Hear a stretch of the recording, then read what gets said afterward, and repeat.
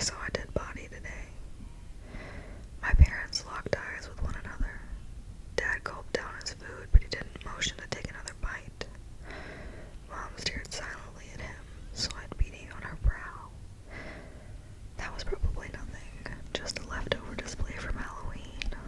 Mom chuckled nervously. Your mother is right, Dad affirmed, flashing me a toothy grin. It was probably just a figment of your imagination.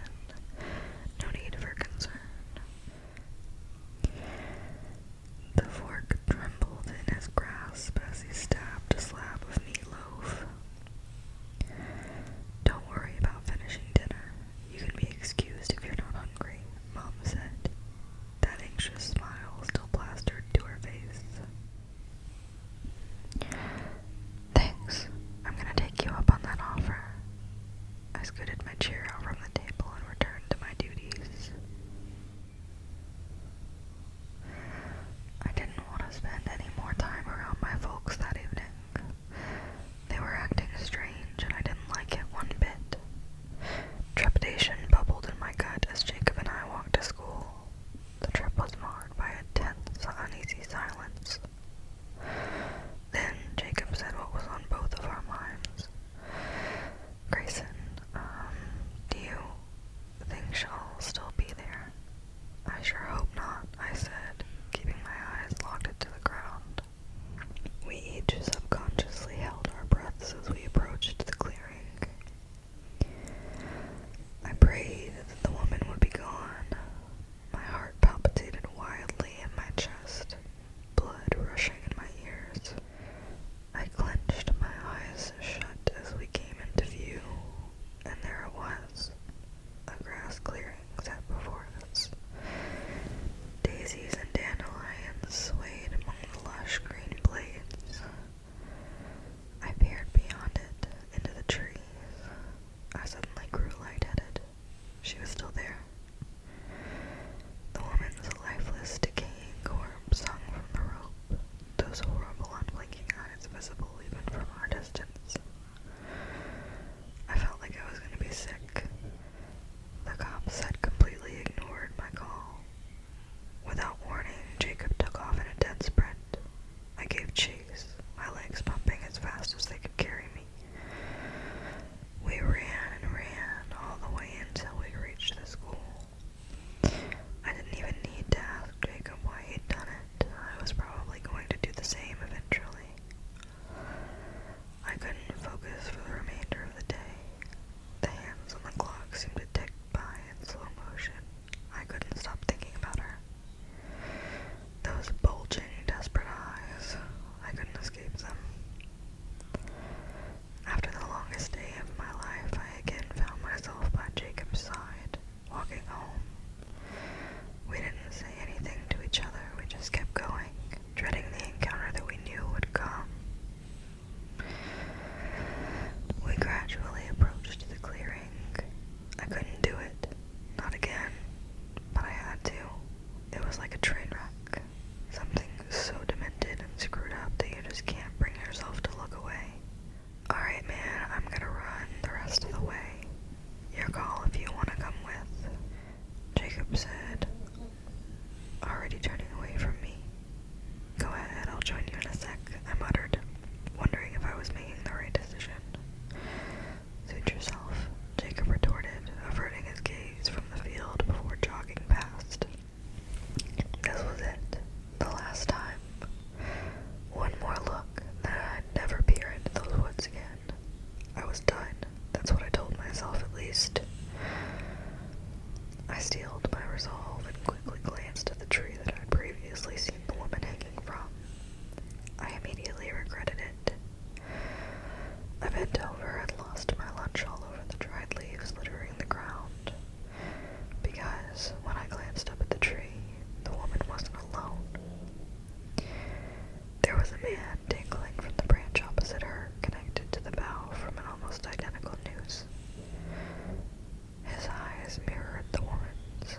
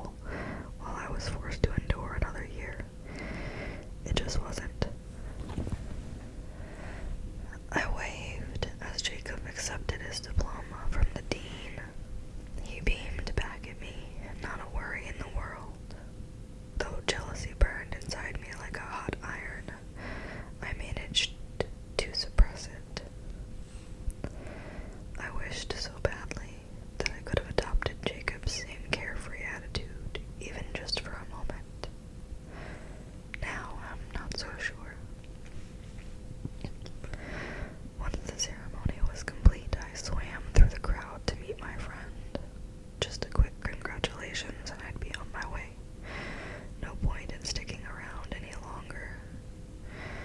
"Jacob, congrats, buddy," I said, clasping him on the shoulder.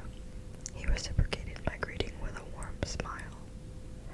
"Thank you, Gray. I really appreciate you coming.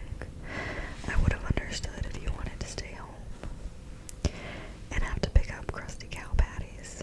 Hell no, I wouldn't miss it for the world." Jacob chuckled, his grin growing even wider. Even if I was consumed by envy, that didn't make me any less proud of him. "It really does mean a lot to me, more than you know. Heck, I might even miss this place a little because of you," he quipped, drawing a smile to my own face. I lightly slugged him in the arm. "Oh, who are you kidding? We both know that it won't happen. Remind me again, where are you running off to this summer?" "Landed an internship at Prentice Financial. I'll be going to Boston for the next couple months, remember?" Yeah, I do remember you telling me that now." "Live it up for the both of us, man. And try not to forget about me, okay? It's gonna be real lonely around here without you, you know." "Me? Forget about you?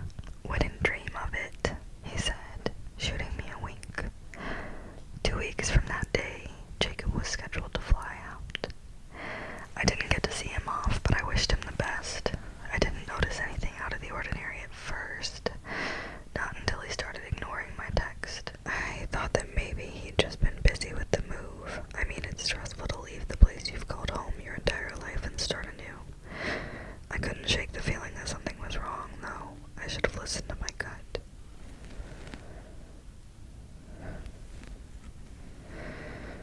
It was another 3 days before I found him.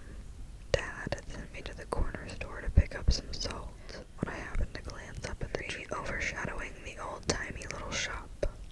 I will never forget what I saw. Jacob's lifeless corpse stared back at me. His eyes bulged from his skull and tiny rivulets of blood streamed down his cheeks. My heart shattered and simultaneously began to race in my chest. Jacob, my best friend in the entire world, was strung up like a puppet, and not a single soul acknowledged him. I dropped to my knees and wept. I cried and cried, ignoring strange looks from passers-by. It wasn't right. Jacob never hurt a fly. He didn't deserve to die, not like that. I stood back up with a newfound rage bubbling within me. I was going to find out who did this to him, and I was going to make them pay. I abandoned the salt on the sidewalk. I didn't care what Dad would say. He could get his own damn salt if he needed it so badly. I continued on my warpath, straight to the only place that I knew I could find some answers. Jacob's house. I knocked furiously on the front door, anger simmering over all the while. Jacob's parents would tell me something. They had to. Jacob's mother answered the door. Her eyes were puffy and sullen, like she'd been crying for days on end. I couldn't help but feel sorry for her. Her only son was brutally murdered, and the police didn't give two shits about it. That extinguished my ire just a bit. "Mrs. Allen, please, don't blow me off.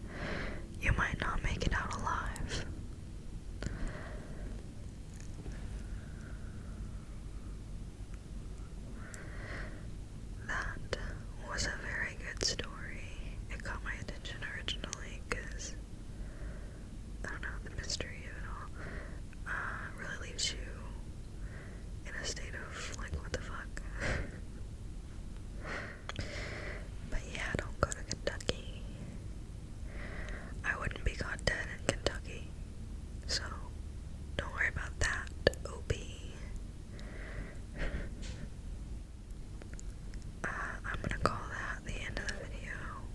I mean, the story's over, so yeah, it's the end of the video. I hope you guys enjoyed.